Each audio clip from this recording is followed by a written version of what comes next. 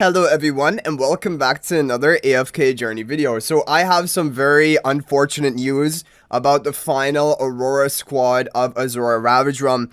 This is the most pay-to-win monstrosity squad you have ever seen for Ravaged. And I think it was predicted to be the worst one because when you look at the heroes which are available for the Aurora squad, there are 5 Celestial Hypogeans and 3 of them are really hard-hitting, endless damage dealers. However, the top team of today, I'm going to show you a record, which is the top shared score of today. It is using all 5 of them. And ideally, you want to have all 5 of them built in order to get your overall top score. And that is just crazy. Because when we talk about the other squads we've seen so far, Dauntless is just Bailran.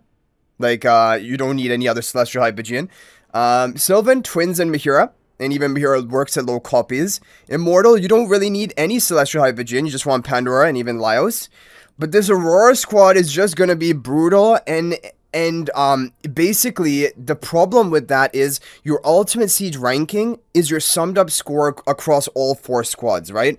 And the Ultimate Siege ranking is what gives the Abyssal Essence as a reward for those who are in the top 100. And this is what a lot of people are trying to fight for.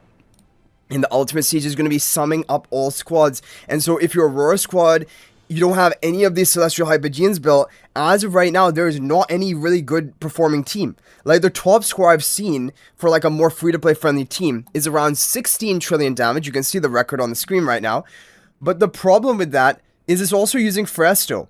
But maybe Phraesto could work at low copies and you can still get a decent score. But like 15 to 16 trillion... The problem is the top scores of today are 33 trillion, and in fact for a fully built out Paragon 4 account, they're 35 trillion. So like the fully built out Paragon 4 account versus like the really budget free-to-play friendly team is more than doubling the score of that team.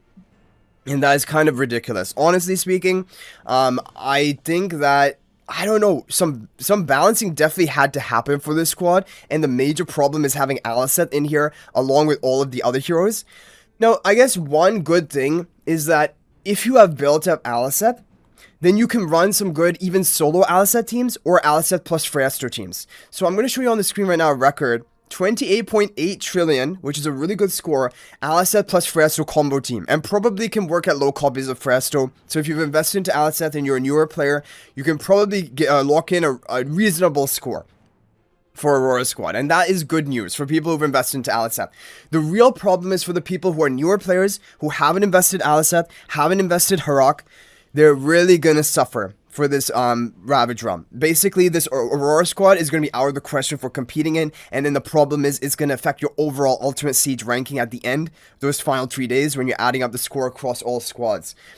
So really, as of right now, Aliceth is the biggest game changer, because if you even compare these two records, the Phraesto only team and then the Aliceth plus Phraesto team, that's like a 12 or 13 trillion damage score gap. And so Aliceth herself is basically contributing over a 10 trillion score gap, and that is just pretty brutal. And if you don't have Aliceth, I mean, you can run Phraesto and Harak, and they're going to be teams revolving around that. And I think that can probably also get around 28 trillion. So if you have Phraesto and Harak built, but if you're a newer player, you're basically going to have to build Aliceth if you want to compete at all here. And it's just crazy that the top score of today, 33 to 35 trillion, depending on level of investment, is just using every single one of these 5 Celestial Hypogeans, which is obviously brutal, right? Okay, so let me go ahead and show you my viewer, who is rank 11 right now. He has Aliceth, Harak, and Phraesto, because he's a long-term player. He's not a high spender or anything, but he's been playing since basically the beginning of the VN server, and he has basically most of the meta Dream Realm, Ravaged Realm damage dealers. So having Aliceth, Phraesto, and Harak, he can get an overall good score, like 29.5 trillion. I think his top score is 29.5 trillion. So that is what you can do if you have Phraesto, Harak, and Aliceth. But the thing is, if you only even have Phraesto and Aliceth, you can also get 28.8 trillion. So basically, if you have Aliceth already, and like you have Phraesto, or even if you just have Aliceth, having Harak on top of that is not going to make that much of a difference, because you're just going to run Harak on team number 2, and you could have just run something else on team number 2. So the good overall news is that If you just have Aliceth, you're still going to lock in a good score. And so that is good for newer players. You don't have to build Harak necessarily. But if you want to get the overall top score, you're going to have to build everything. Like, not just Phraesto and Harak. Like, just having Phraesto and Harak built here and Aliceth, like my viewer has, is not that big of a score difference compared to just having Aliceth and Phraesto, right? But if you want to get that 33, 35 trillion, you're going to have everything built, including Krynai, including Kulu, which of course is just way out of reach, other than for the highest of spenders. So let's go ahead and just show you basically, look at this, Aliceth damage output, over 18 trillion damage, and this is why she's just so necessary. Like, Zany doesn't even come close, and Zany also deals damage, right? And then Harak for team number 2. However, team number 2, you can run Merrily, like Merrily Rowan type comp for team number 2, that is working. And like team number 2 already, that's kind of like a soft cap in terms of the damage output. So really the thing is, it's just Aliceth. Aliceth is the queen, and you really want to have her built in order to get a good score. So if I would have to actually say which is the one, if you could only choose one Celestial Hypogean hero out of the 5 to have for Aurora squad, there is no question you would want it to be Aliceth. She is going to be the single best carry basically you can have, because like look at this damage output for team number 1. This is probably over 20 trillion just from team number 1. And then team number 2, you can just put something together with Merrily and Rowan. You don't need necessarily Phraesto and Harak, right? So, Aliceth really is actually the biggest score gapper for Aurora squad. She definitely is. But the overall top team is just incredibly pay to win. And so if you, like, the thing about the other squads, while, like, Sylvan, and then also Dauntless, if you have Baelran and MEHIRA built to Supreme Plus, you're basically almost competing for top ranks. But for Aurora squad, you need to have all 5 heroes built if you want to compete for top ranks. You can still get a solid score if you only have Aliceth built, or only Aliceth and Phraesto. But if you really want to get that top score, and compete for top ranks, you will have to have all of them built. That is why this is the most pay-to-win Ravaged realm. Of Aurora squad, most pay-to-win squad, and also most pay-to-win Ravaged realm. So, anyway guys, you can feel free to share your thoughts in the comment section down below. Do you think it should be structured in this way? I think actually what the problem, it's kind of a problem and also a blessing that they added Aliceth to Aurora squad. The blessing element is that for people who have just like started the game more recently and they built Aliceth, because Aliceth of course is more of a meta hero to build rather than Harak. Now you're going to be able to compete even with the players who have Harak, right?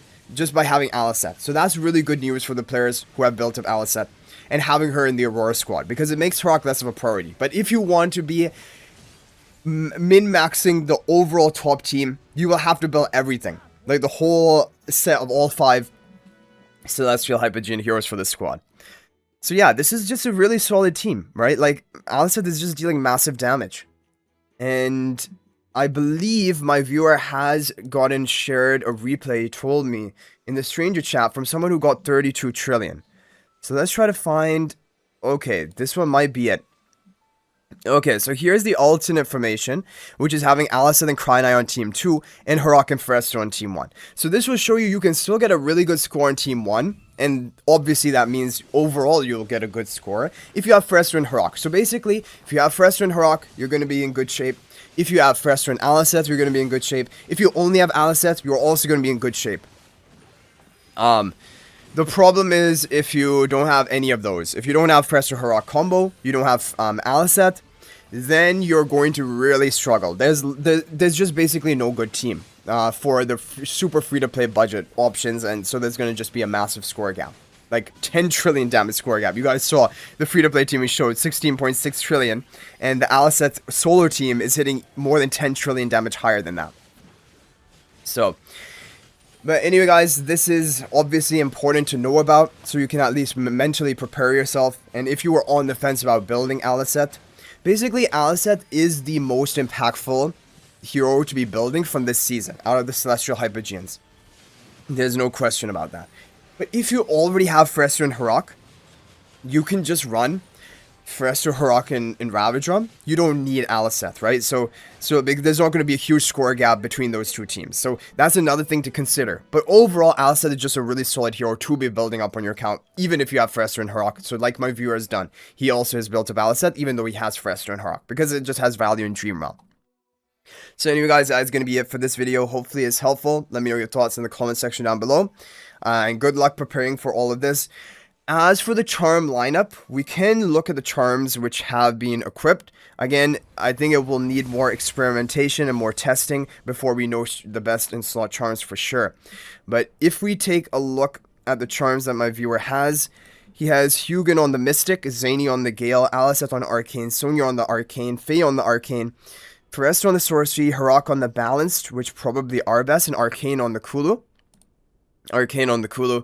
I don't know necessarily if that is needed. Yeah, I don't know if that is I like, Kulu is not really even doing that much. She's just there for her debuff value that she has, basically, and her charm quality bonus. But anyway, guys, that is going to be it for this video. Thank you all so much for watching. And if you're thinking about making a purchase in AFK Journey, please use my affiliate link for the official Farlight store. This is the best way you can support me and also gain 5% bonus dragon crystals on your purchase. My affiliate link is in the description of this video and a pinned comment, and you can actually bookmark this link in your browser, and whenever you're planning to make a purchase, just return to the bookmark link, make your purchase. It will support me and be greatly appreciated. So thanks for watching. I'll hopefully see you in the next video, and until then, everyone, peace out for now.